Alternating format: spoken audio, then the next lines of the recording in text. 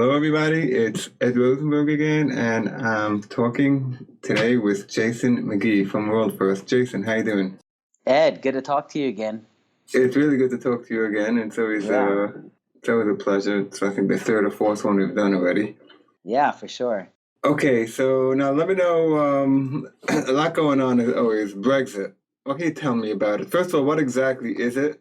And I see Sure. now that it's not even for sure, even though they voted for it. You want to tell me what's going on? Yeah. So it's well, yeah, I think Brexit's a topic for anybody who does business with the UK, or I guess the world in general. But specifically for your audience in e-commerce, for a lot of US folks who are selling in the UK, yeah, Brexit's a major concern. So I think it's good to take a step back and talk about what is the European Union and what's really happening. So the European Union was a collective, actually a collection of 28 different European countries who came together and said, look, we want to establish a free trade zone here.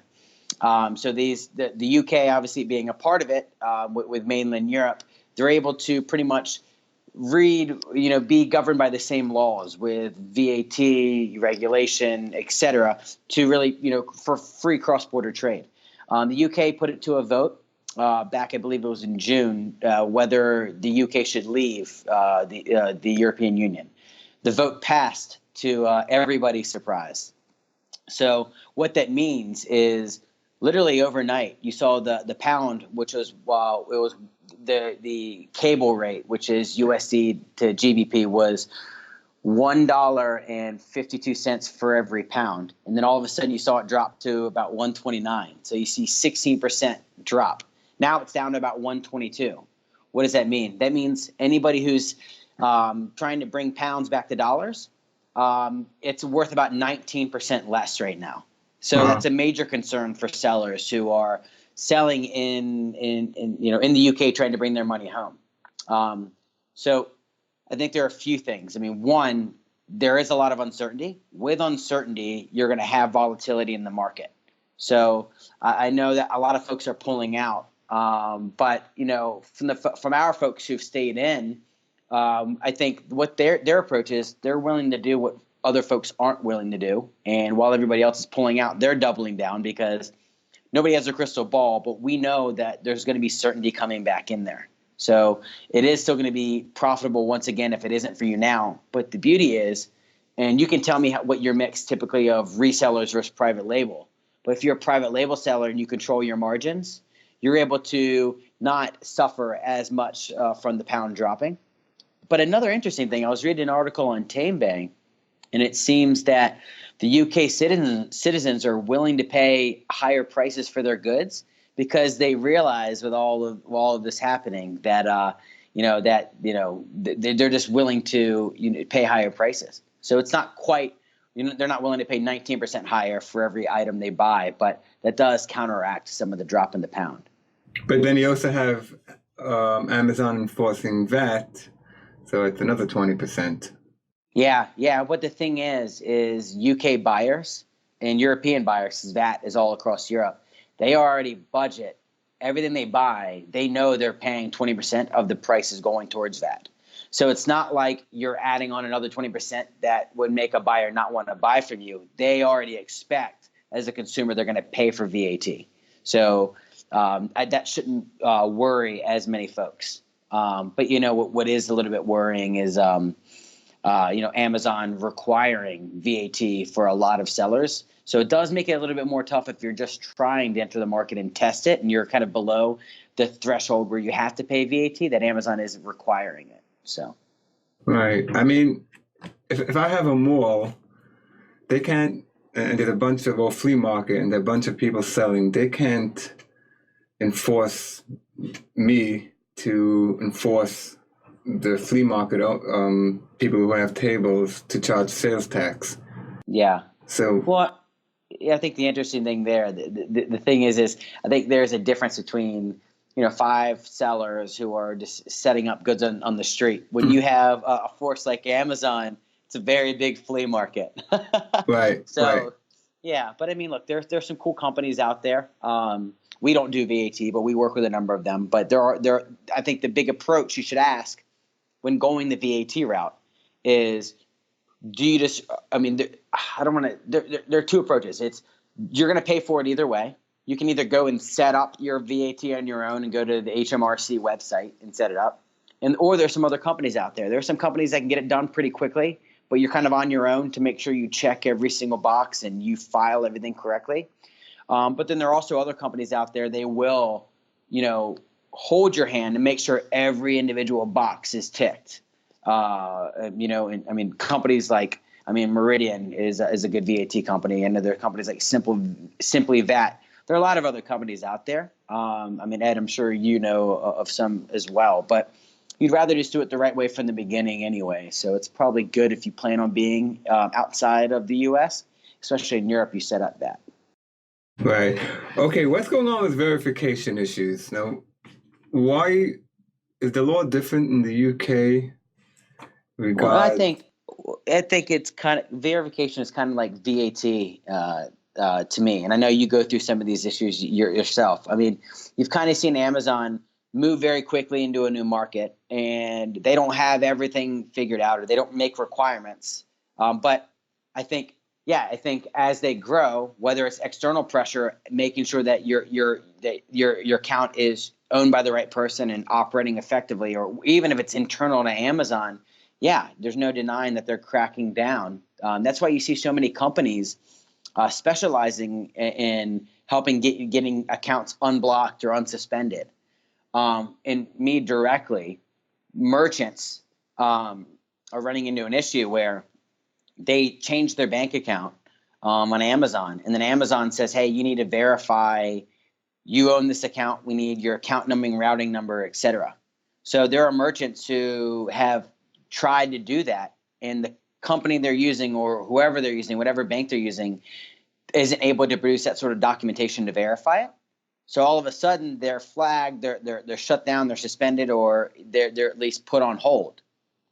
From our clients, I know with us that we're providing full documentation, and since we have such a good relationship with Amazon, we're able to present all of the info in the format of which Amazon wants to receive it, to ensure that there isn't an issue getting your account verified. But then again, Amazon is always Amazon, and if you change your account, then you always, once you change anything, especially your bank account, they also will analyze some other components of your business, and it does kind of shed a spotlight on your business. But I think we all operate much more in line with Amazon's terms and conditions now than we ever have. So hopefully that isn't an issue for many sellers. But they're not messing around. No, what's your experience? I know you said you've dealt with some of the suspensions and things like that. What's been your take on it? No, in the UK it's hard with the verification issues, because they really don't tell you what the issue is. Oh, there we go. We're back. Yeah, they don't tell you what the issue is. They don't say that the name didn't match up, or they just say there's a verification issue. That's funny. So maybe, I'm sure companies do this, and this is me thinking I'm the evil genius that I am. It'd be good to have like a checklist, which is, hey, here's, if Amazon ever reviews your accounts, here are things they will look for. So maybe, I know I work with a number of folks in the space, you do as well. Matter of fact, I think I mentioned this to you. We have an event in Brooklyn where we're gonna have Chris McCabe come out and speak about Amazon verification. Maybe I can work with him or some other folks in the space to get some sort of checklist where, hey, if Amazon's going to review your account, here are things that we know that they're going to ask for. So, right, but it seems like they're matching it up against government records. Yeah, well, I think the number one thing is, if you're applying for VAT, make sure that the name, if you're setting up as a sole proprietor, make sure that your name is the same name that matches your VAT and registration. Make sure that if you sign up as a company, that company that you're registering for VAT is the same company that you're selling on Amazon with. So it is that's the number one thing, is making sure everything lines up. Make sure your bank account lines up with the company name, with the individual name you're selling on as well. That's just that's just a very, very good step to make sure you're protected. Right. Sometimes you could change the credit card, and then all of a sudden they can decide you're related to somebody. Well, that's it. I mean, it's tough because I mean, I own businesses outside of WorldFirst. Sometimes I may use my own credit card, or I may use my credit card in that company's name. Hmm. It's still my money, but Amazon can crack down on that. So it's just be mindful of that, I guess. Right. Yeah. Okay. Now, I guess, as you know, in the United States, we have a new Oh, president. sorry, there you go. I missed the last section, but Yeah, go he ahead. said we got a new president, Donald Yeah. Trump. Yeah, How, so yeah. here's sorry, interesting thing about Trump that we'll see here in Theresa May. So for those who don't know, Theresa May, new Prime Minister of the UK, she was supporting the Leave Party to leave the UK. Trump, his very first meeting as acting president, with a meeting with a world power, is going to be with Theresa May. So everybody's going to have eyes on what's going to happen in this meeting. And I believe it's Friday. Even more interesting than that is the whole world told the UK before the UK left the EU, if you don't stay in the EU, you're going to move to the back of the line in terms of who we negotiate trade deals with. But Trump has actually said, Theresa May, we're going to do a deal with you, and it's going to be a good deal, in Trump voice. Yeah, that sounds So like him. I know, right? It's going to be the best deal ever.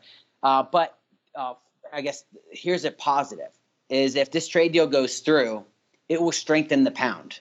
At least that's what folks think. That's what the news is saying. Obviously, we don't know, but it makes positive sense. Like it makes good sense if there is a good trade deal and trade lanes are reestablished and renegotiated and everybody's happy with it, it's very good for the British economy. When the economy is going well, the currency seems to strengthen. So, it could be very positive for all the sellers here in the U.S. who are selling into the U.K. Right. So, Yeah. Okay. Jason, anything else you'd like to add? no, I think it's going to be an exciting year. I think another thing to consider too is folks who are selling outside the U.S. There are a lot more markets other than the U.K. Mainland Europe, Spain, Italy, Germany, France, both on Amazon. Beyond Amazon, China. Actually, that's a market that we've kind of opened now. If folks are looking at selling on Amazon, China, and Japan, etc. One thing, one little shout out about our event in Brooklyn. We are going to be WorldFirst will be hosting an event in Brooklyn on February 23rd at the Brooklyn Brewery. Ed, I know you've come before. Love to have you Right. again. But yeah, some of the things that we'll be covering is expanding beyond the U.S., beyond the U.K. We're going to have somebody from Amazon speaking about the opportunity in China. Techometrics will be with us as well. Meridian will be there talking about VAT and regulation. So if folks have questions about VAT, it's very, very good opportunity to speak about that, to talk to them about that. And then lastly, Chris McCabe, consultant, former Amazonian himself, to help people get unblocked from Amazon. So Ed, if you or any of the folks from your side have any questions or would like to come, it's a free event. So let me know. Okay. Well, I'll probably be there, so I'm definitely looking forward. Thank you, Jason. Absolutely. Hey, thanks so much for your time today, man. Appreciate it. You got it. Bye. Thanks. Bye.